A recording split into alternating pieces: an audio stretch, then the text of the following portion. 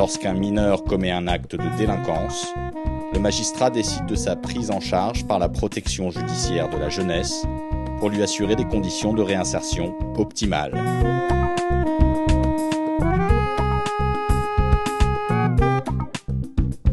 Le juge des enfants décide de placer dans une structure collective lorsque tout ce qui a été mis en place dans le cadre du milieu ouvert n'a pas fonctionné.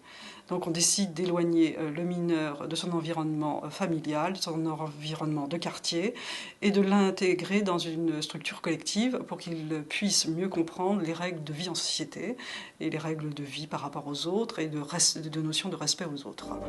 Établissement de placement éducatif de Fleury-les-Aubrais. Il est 6h30 du matin. L'éducateur de la protection judiciaire de la jeunesse réveille un à un les 9 mineurs placés par le juge des enfants.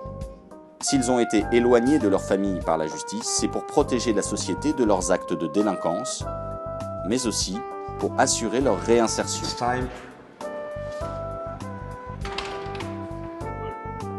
Mathieu et Ablot sont les premiers levés. Ils doivent être au collège à 8h. Prendre un petit déjeuner, puis le chemin de l'école. La plupart de ces adolescents, souvent déscolarisés, en avaient perdu l'habitude.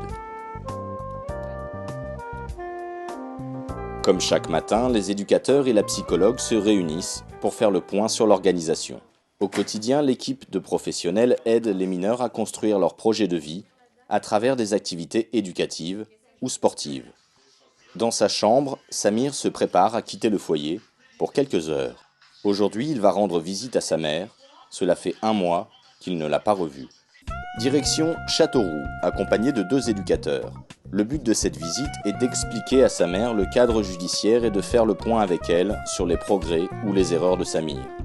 En travaillant avec les parents, les éducateurs cherchent à les mobiliser. Leur objectif, prévenir la récidive des mineurs délinquants. Notre mission en clair, c'est le respect des règles de vie, le respect de la loi, être en cohérence avec la mesure prononcée et puis mettre en place et surtout un projet éducatif avec le jeune et sa famille.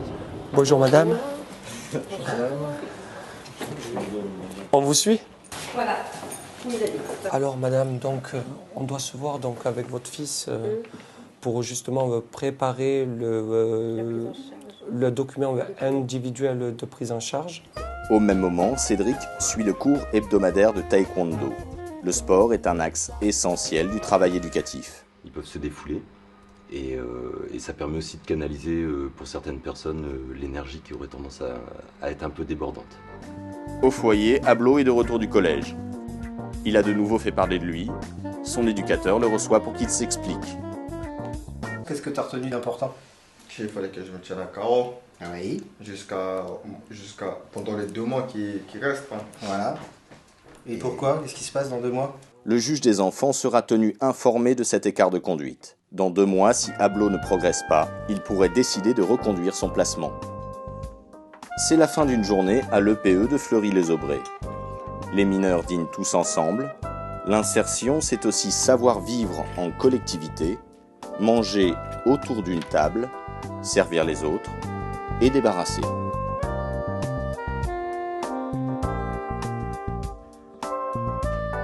À 22h, chacun regagne sa chambre. Comme chaque soir, un éducateur s'assure de l'extinction des feux. Chaque année, près de 7000 mineurs suivis par la protection judiciaire de la jeunesse font l'objet de placements judiciaires. Selon la gravité des faits commis, les juges peuvent décider d'une prise en charge en établissement de placement éducatif, en foyer associatif, en famille d'accueil ou encore en centre éducatif renforcé ou centre éducatif fermé.